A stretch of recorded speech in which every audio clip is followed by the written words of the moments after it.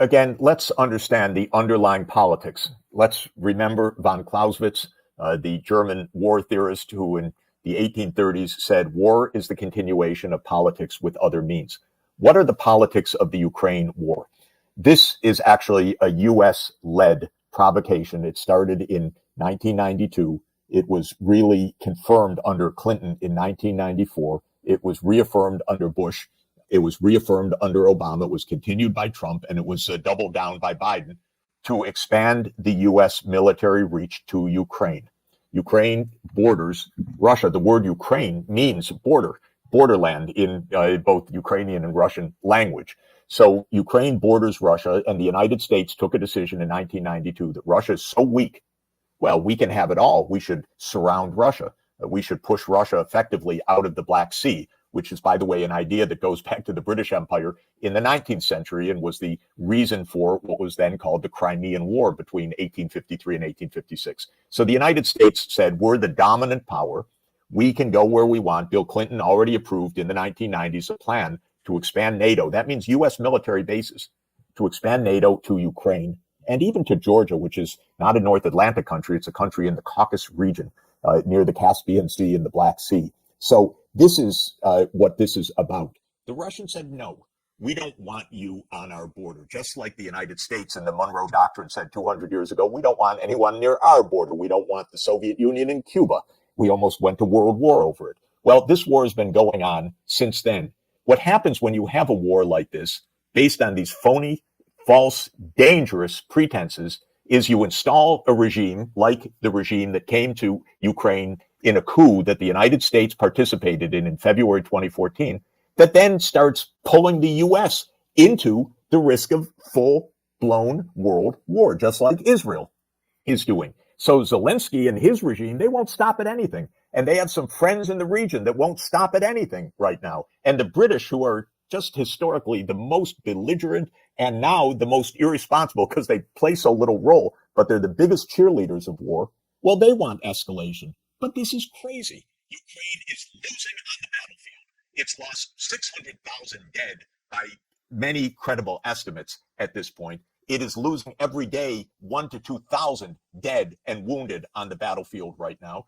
And what does Zelensky, who's the de facto leader, he's not a constitutional leader anymore, what does he say? Well, of course, escalate, escalate. What's the risk? And then we had this unbelievably irresponsible statement by our CIA director, William Burns, who absolutely knows better because Burns wrote the memo in 2008, that said, stay out of Ukraine. The whole Russian leadership, not just Putin, the whole Russian political leadership says, niet means niet.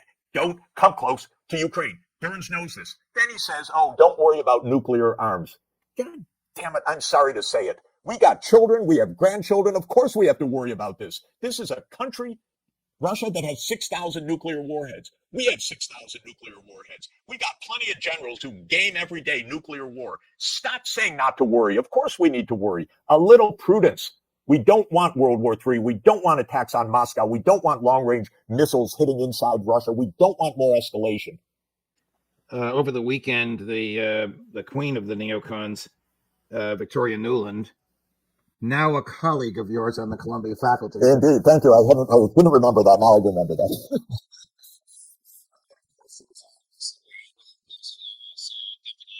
of State for Political Affairs admitted that the United States and Great Britain undermined the peace negotiations in Istanbul in 2022. I was surprised to hear that. But that is a segue into the fabulous piece that you have written, dated September 4th, called How the Neocons Chose Hegemony Over Peace, beginning in the early 1990s. For anybody that wants to read it, it is typically Jeff Sachs. It is brilliant, easy to follow, almost a chronology of what the neocons did to start all these wars, about which Sir Peter and Bill Burns were obviously lying. I was surprised she made that admission, but it does show how disastrous the neocon urge for dominance has been.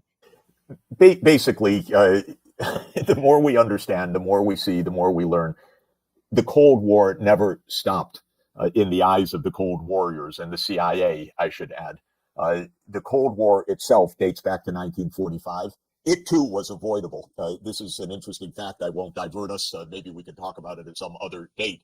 But the whole idea that we were in an inevitable clash with the Soviet Union was false. But in any event, we had 45 years of Cold War, very dangerous, near nuclear war on several occasions, most famously the Cuban Missile Crisis. Then Gorbachev, a man of peace, said, we want peace. We want cooperation. We want a common European home. We want a common economic space that stretches from Rotterdam on the Atlantic to Vladivostok on the Pacific, across Eurasia. My God, the chance for peace. I was asked at that time to help advise a number of governments in the region, including Gorbachev's Soviet Union towards the end, when they needed economic help.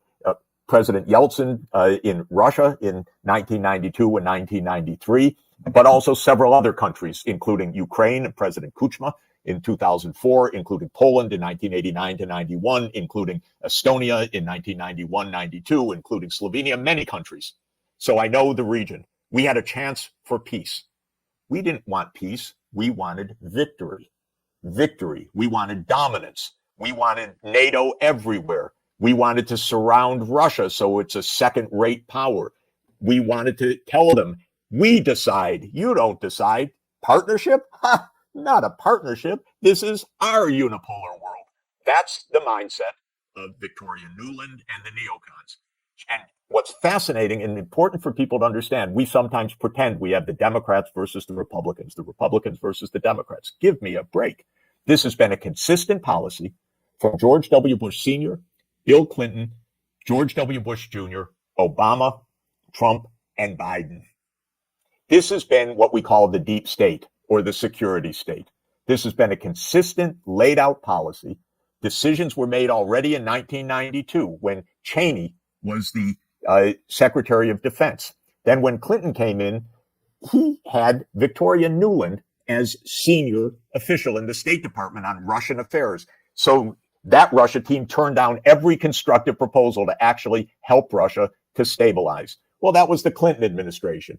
Clinton decided in 1994, after a pretty fierce internal battle with his own diplomats and leaders, like his defense secretary, NATO's going to expand. He went with the hard line of the neoconservatives. That was Victoria Nuland there under Clinton, too. Then comes George W. Bush.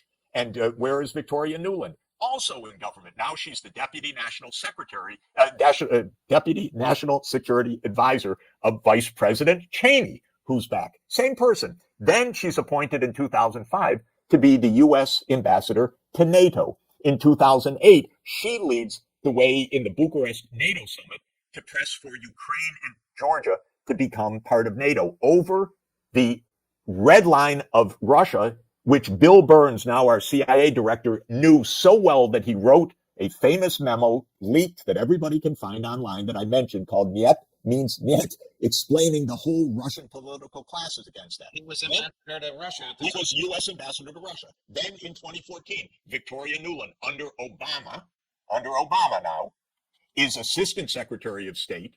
She's the point person for the Maidan violent overthrow of the neutral President Viktor Yanukovych. Then in 2021, Biden says Nuland is now the Undersecretary of State for Political Affairs, overseeing this war that evolves. So my point is, it doesn't matter whether it's Clinton or Bush or Obama or Biden in this case. She's been there in all the administrations because this is a deep state idea. This is something that goes back to 1992. And really, by the way, back to 1945. We're going to defeat them. And it's not even about communism, which was the claim from 1945 to 1990. There's no communism there. This has nothing to do with that. This is the idea America decides everything. You know what? It's going to get us destroyed if we continue with this arrogance. This is what this is about. And this is why the parties, that's not really the point. The point is war or peace. We need people who stand up for peace, who say enough is enough. We don't need nuclear war. We don't need deep strikes against Russia. We don't need further escalation. The British will never say it. They've been gung-ho Russophobes since 1840. Thank you very much. That's the whole British mentality. No, thank you. But we have to have some sense to keep ourselves out of disaster.